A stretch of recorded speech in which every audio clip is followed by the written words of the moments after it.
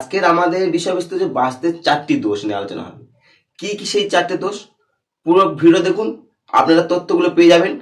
আর যাদের বাড়িতে এই এই 4টে দোষের মধ্যে কোনো একটা দোষ যদি থাকে, তার বাড়িতে তার মান সম্মান হানি বলো, আর্থিক কন্ডিশন বলো, আগের তুলনায় অনেকটা কমজোরি হতে শুরু হয়, বা আপনার সম্পদের প্রাচুর্য থেকে কোথাও হয়তো আপনার নিম্নমুখী হতে শুরু হচ্ছে, বা আপনার মেডিকেলের যে মেডিকেল খরচটা বেড়ে যাচ্ছে। এই 4টে দোষের মধ্যে যদি কোনো একটা দোষ যদি আমার বাড়িতে থেকে থাকে, অবশ্যই ভিডিও দেখো।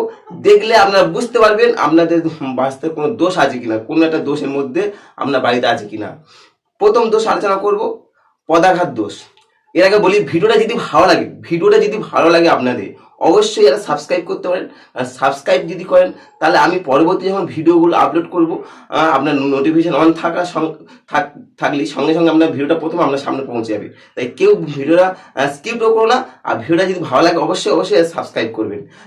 কারণ তাতে আমার নিজে মোটিভেট, আমি যত নিজে মোটিভেট হবো, আপনার সামনে নতুন নতুন নতুন নতুন ভিডিও তুলে দেবো। সে অ্যাস্ট্রোলজি হোক, পামিস্ট্রি হোক, নিউমোলজি হোক, বাস্তু হোক, স্পিরিচুয়াল হোক, মানে টোটাল আমরা ভালো ভালো মানে কি টপিক নিয়ে আপনাকে ভিডিও তুলে ধরবো।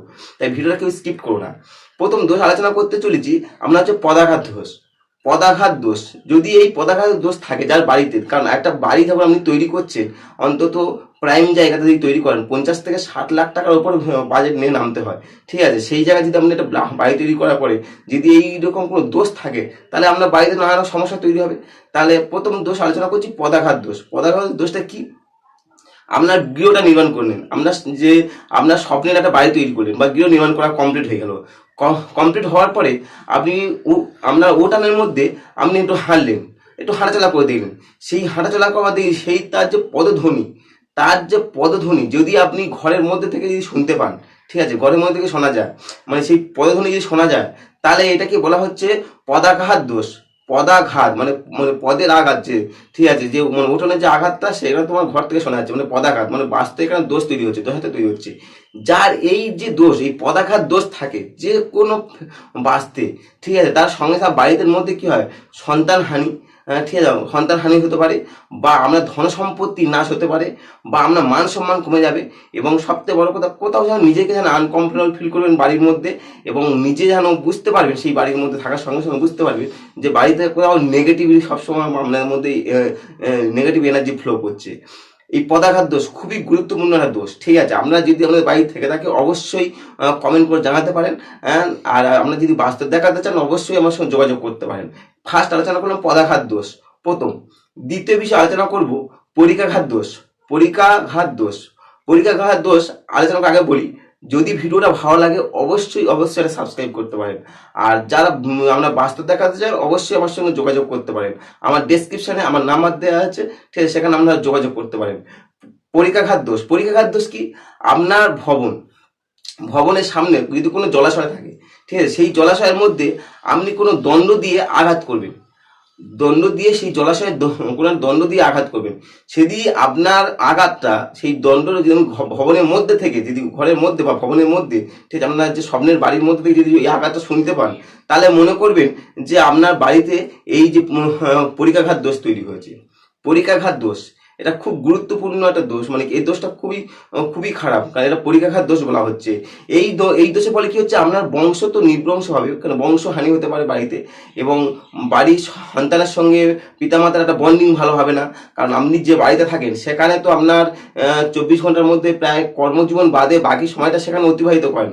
আর সেই মানে আপনার বাড়ি যদি শুভ না হয়, তাহলে আপনার নেগেটিভ এনার্জি, আপনার যত জন্মছক ভালো হোক, কিন্তু আপনার নেগেটিভ এনার্জি সবসময় ফ্লো করবে। তাই বাড়ি আপনার খুব ভালোভাবে নির্বাচন করা উচিত।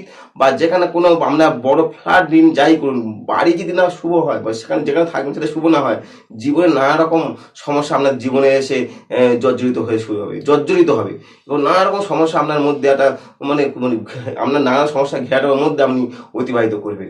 কোথাও যেন আপনার শুভ হতে যাচ্ছে না। এই পরিকাঘাত দোষ ঠিক তেমন একটা দোষ। পদাঘাত দোষ যেমন আলোচনা করুন, পরিকাঘাত দোষ। 3 নম্বর আজকে দোষটা আলোচনা করতে হচ্ছে জলদোষ। জলদোষ কি? বাড়ির সাধারণত নিজস্ব বাড়ি যখন যদি আছে, যাদের ফ্ল্যাট বা যাদের নিজস্ব বাড়ির সামনে কোনো জলাশয় না থাকা সব থেকে শুভ। থাকলে অশুভ, মানে কি, মানে বাড়ির মধ্যে কোনো জলাশয় থাকা মানে খুবই অশুভ। জলাশয় থাকা সব থেকে মানে অশুভ নির্বাচন করা হচ্ছে, কারণ জলাশয় খুবই ক্ষতিকারক বাড়ির মধ্যে। একটু জলাশয়টা ঠিক আছে বাড়ি থেকে একটু দূরে হোক খুবই ভালো, কিন্তু জলাশয় বাড়ির মধ্যে জলাশয় না না তোমার না থাকাই ভালো। এটাকে বলা হয় জলদোষ। বিশেষ করে যাদের বাড়ি যদি দক্ষিণ দিকে, বাড়ির দক্ষিণ দিকে যদি আপনার জলাশয় থাকে খুবই খুবই মারাত্মক ক্ষতি হয়। ঠিক আছে, সেই সন্তানে মানে কি মানে কি জলাশয়ের কি এই থাকার সঙ্গে সঙ্গে আপনার সন্তানের ক্ষয়ক্ষতি থেকে আরম্ভ করে বাড়ি নিবংশ থেকে আরম্ভ করে আপনার মান সম্মান হানি থেকে আরম্ভ করে নানা রকম, কারণ দক্ষিণ দিকে জলাশয় মানে সব থেকে নেগেটিভ এনার্জি ফ্লো করে, মানে বাস্তুর মধ্যে সব থেকে নেগেটিভ এনার্জি ফ্লো করে এই দক্ষিণ দিকে জলাশয়। তাই যদি আপনার এগুলো থাকে অবশ্যই আপনারা যোগাযোগ করতে পারেন। আমাদের বাড়ির এই দোষগুলো আছে, ঠিক আছে, তাহলে আমি সেইভাবে আপনাদের সঙ্গে কনসাল্ট করতে পারবো। ঠিক আছে, ভিডিও আমার ডেসক্রিপশন নাম্বার দেওয়া আছে, অবশ্যই যোগাযোগ করতে পারেন। আর ভিডিওটা যদি ভালো লাগে অবশ্যই আপনারা সাবস্ক্রাইব করতে পারেন। আর ভিডিওটা কেউ স্কিপ করো না, আর স্কিপ করলে আপনাদের তথ্যগুলো মিস করবেন। পরবর্তী দোষ আলোচনা করতে চাইছি কিন্তু বৃক্ষ দোষ। দেখুন, বৃক্ষ আমাদের জীবনে সব থেকে বেশি গুরুত্বপূর্ণ ভূমিকা পালন করে, কারণ আমরা অক্সিজেন নিই গাছের মাধ্যমে। ঠিক আছে, মানে গাছ আমাদের সব থেকে পরম বন্ধু হচ্ছে গাছ। ঠিক আছে, কিন্তু বৃক্ষ সব গাছ আপনি বাড়িতে রাখতে পারেন না। বাড়িতে যদি সব গাছ রাখেন তাতে আপনার নেগেটিভ এনার্জি ফ্লো করে বেশি। আপনার মানে কি, মানে বাস্তু স্বাস্থ্য অনুসারে সব গাছ রাখা যায় না, আবার গাছে রাখা যায় ঠিকই, তেমনি আপনার দিক নির্দেশ করতে হয়। কোনো গাছ যেমন শুভ না, কোনো গাছ অশুভ না, অশুভ না শুভ না, আবার সেই আমাদের দিক নির্দেশে আমরা সেই গাছটা যদি রাখতে পারেন তাহলে শুভ হবে। তবে কিছু কিছু বলি, যেমন তেঁতুল গাছ বলুন বা কাঁটাযুক্ত গাছ বলুন বা ক্ষীর গাছ বলুন, বাঁচতে না রাখা ক্ষতি।